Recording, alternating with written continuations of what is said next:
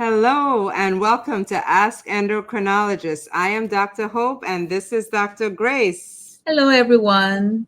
We are back to talk to you about staying healthy in the summer. So how can you stay healthy in the summer? This, first of all, is very important as endocrinologists because staying healthy involves things that help increase or control our weight, number one, right? Because obesity puts you at higher risk of diabetes and other disorders, high blood pressure, also outdoor activities and even getting enough sleep and some of the other things that we can do in the summer can affect our cortisol levels. And cortisol is the hormone that is considered the stress hormone. So if we have too much of it, it can definitely lead to disorders. If we have too little of it, it can also lead to other disorders that may include lower blood pressure or not getting enough blood pressure. So today, we're going to talk about different things that you can do to stay healthy during the summer. And remember, we are on YouTube and Instagram, so please join us as we continue to talk to you about different endocrinology topics. So the first thing we want to tell you is let's increase your outdoor exercises and activities in the summer. Summer outdoor activities include swimming, right? Exercises, swimming, walking, running, hiking. Those things can help maintain your weight. If you're diabetic, it can help maintain your blood sugar. And even if you have a high blood pressure, it can help control your blood pressure as well. So increasing your outdoor exercises can be very helpful. And just outdoor activities in general is also good, a good thing to do in the summer, not only because it helps control your body weight, but also because it helps with sun exposure as well, which is the next thing we're going to talk about. Yeah, absolutely. Exercise is very important. You just have to take that step, and the weather is beautiful. So just embrace the weather and do the exercise. Yes, and like Dr. Hope said, vitamin D, vitamin D, you can actually get adequate level of vitamin D just by exposing yourself to the sun. But here is the catch. You cannot just say, oh, I need to get vitamin D and just sit in the sun. No, there is a rule to it. How do you do it? And what is the advice on how to take these steps? Between the hour of 10 a.m. and 2 p.m., in any time of the days of the week, you can get yourself exposed to the sun. Now, when you're outside there, it's advisable that minimum of 10 to 30 minutes you have to be in the sun and get exposure. You can stay longer than that depending on your skin complexion rather. People like me of darker skin tone, our melanin that we produce can actually block more of this vitamin D from the sun. So it's advisable you stay longer than lighter skin. Now, if you stay out there in the sun and get the sun exposed, you want to be very careful because too much of the sun exposure can also damage your skin. Right. But, That's right. And it can also put you at increased risk of skin cancers. So, of course, you have to balance the amount of sun exposure you get using sunblock when necessary, and using also adequate protective clothing, again, at times. So you want some sun exposure to increase your vitamin D, but not too much. Yes. And one thing I've learned is that, when you out there, like in the morning time around that 8, 9, 10, 11 a.m., the heat of the sun is not as strong as the end towards the midday.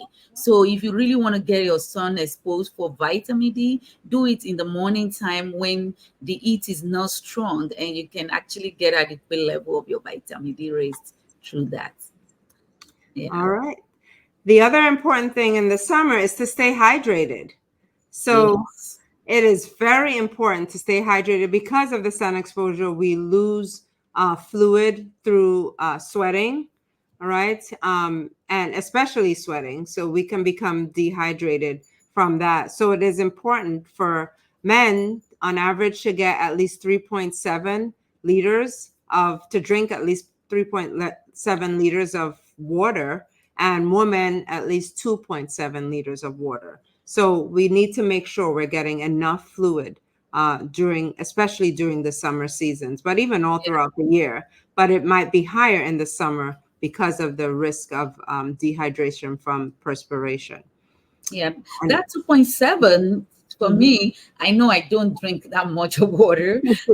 So sometimes it could be hard for you to say, okay, how do I know exactly what does 2.7 liters or 2 liters of water mean? Mhm. Um, Another way to put it is just drink up to 8 glasses of water. Right. Maybe in the morning when you first wake up in the morning, you take a glass cup of water. So Mhm. that is one. And when you're about to have your breakfast, you take one. And Mhm. during the midday when you're out there, you drink like two, three. And evening time, and before you go to bed, you drink another water, or you drink a little cup of water. And before you know it, you have taken the 8 glasses of water. You Yeah. just have to Yeah. keep hydrating uh, as the days go by. Yeah. Yeah. And as you talk about just the day and, drinking water throughout the day, also another important thing is just to make sure you get enough sleep.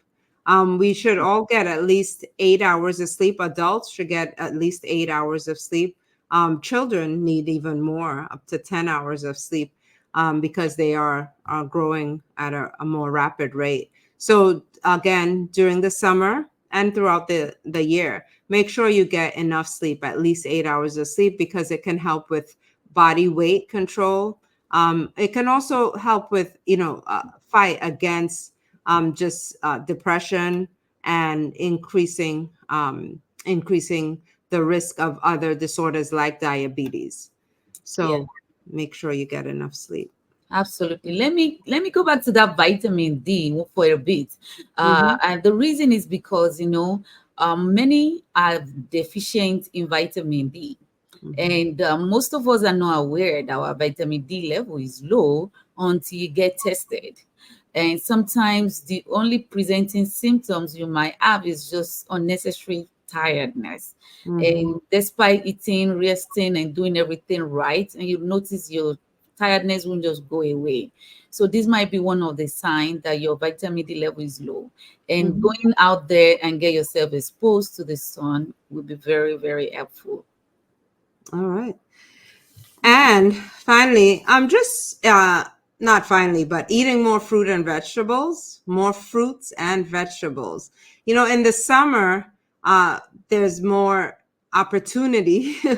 really to go out for like outdoor barbecues, and we get like more of the hamburgers and hot dogs. But remember, um, in addition to just eating more outdoor food, eat more fruit and vegetables, especially fruit that are high in water content. So like watermelons, Yeah. but even eating more apples, peaches, mangoes, other fruit, again in moderate proportions. For those who are diabetic, fruits have natural sugar, so we still have to control our portions, but the sugar in fruit is healthier than artificial sugars and sugars in maybe bread and other high carb and high Yeah. sugar meals. Yeah, that's true. And I would say for diabetic patients, focus more on your vegetables as well, the Yeah. leafy, the plant Mm, vegetables, yeah. just to help you stay healthy as well. And this is for everyone. You don't have Mhm. to be diabetic before you eat vegetables. Most Yeah. of us don't like to eat vegetables, but it's a good thing to have it in your plate. Yes. Yeah. And it also helps to boost your immune system. Yeah.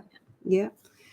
And then just socializing more with family and friends, spending more time with family and friends Yeah. is important for your health, believe it or not. And the reason is that if, as you socialize more, it decreases your levels of stress hormone so that you're more peaceful, and your body can function better. And then you're less stressed. you're just able to relax more, and it just helps with your overall well-being. So spending time, with family and friends, socializing, getting, outside, doing fun things, fun activities with your family and friends is really important to your overall well-being in the summer and throughout the year. Yes, absolutely. And there's another point there that if you are happy outdoor doing things that you're doing, fun things that you like, enjoying hanging out with your family and friends, your hormones, your happy hormones are actually stimulated.